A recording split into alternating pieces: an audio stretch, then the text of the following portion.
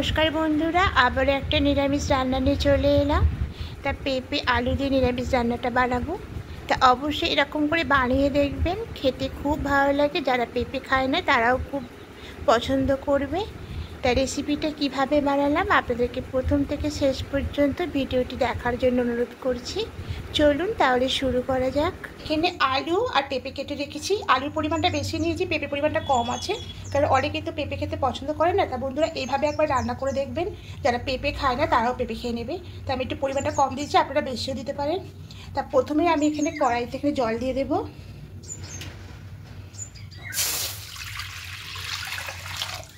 এবার আলু আর পেঁপের টুকরোটাকে একটু দিয়ে দেবো। সামান্য একটু ভাবিয়ে নেব, বেশি সেদ্ধ করার দরকার নেই, শুধু একটু ভাবিয়ে নেব।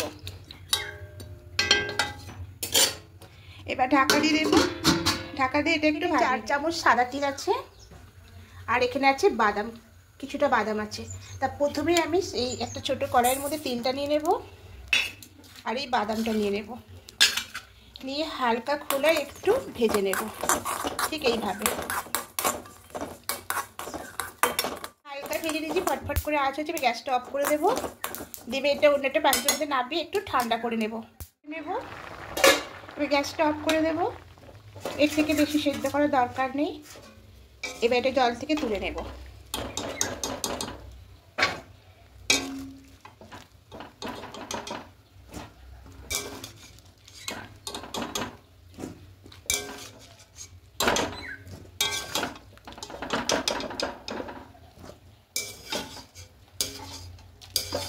এবার এটা একটু ঠান্ডা করে নেব। এভাবে জলটা ঝরিয়ে নেব। তাহলে একটা এরকম গামলা দেওয়া আছে, তার উপরে দিলাম, দিয়ে জলটা একটু ঝরিয়ে নেব। জারের মধ্যে নিয়ে নিয়েছি বাদাম আর তিল ভাজাটা। এবার এখানে কয়েকটা কাঁচা লঙ্কা দেব, আর কয়েকটা শুকনো লঙ্কা দেব। ঝালটা বুঝে শুনে দেবেন। আর এখানে সামান্য একটু জল দেব।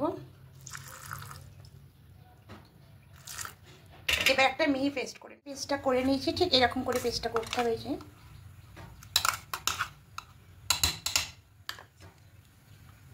এবার কড়াইতে বেশ কিছুটা সর্ষের তেল দিয়ে, তেলটা গরম হয়েছে, ফোড়নে কালো জিরে দেব।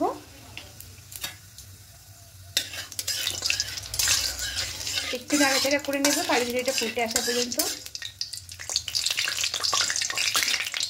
এবার যে পেঁপে আলুটা ভাবিয়ে রেখেছিলাম, দেখুন হাফ একটু সেদ্ধ হয়ে এসেছে। ঠিক এরকম করে ভাবাতে হবে।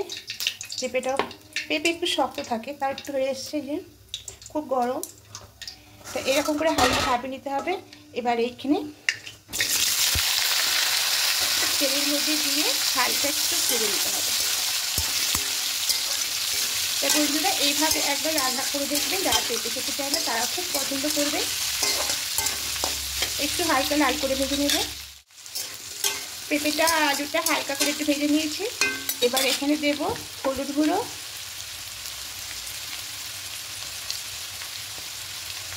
আর লবণটা দেব।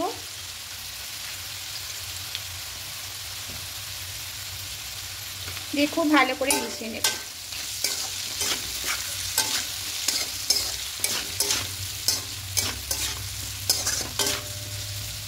এবার যে মশলাটা করেছিলাম এবার এটা দিয়ে দেব।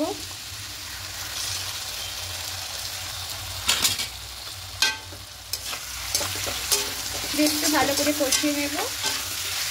আর এখানে একটু মিষ্টি দেব।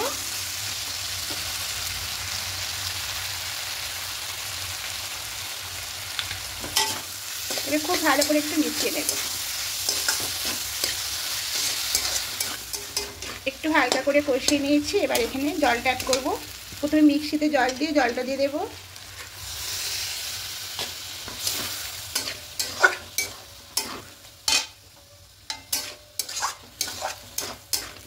এবার আরও কিছুটা জল দেব।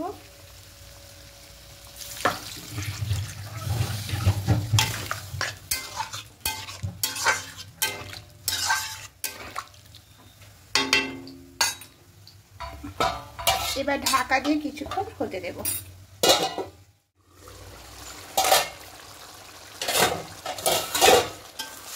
রান্নাটা একদম হয়ে গেছে, তলাটায় বসে যাচ্ছে। এবার গ্যাসটা অফ করে দেব।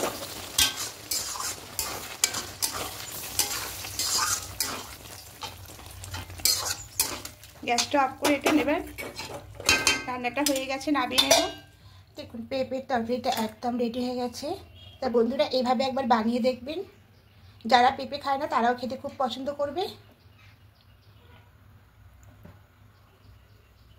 আর তিল খাওয়া তো খুবই স্বাস্থ্যের পক্ষে উপকার।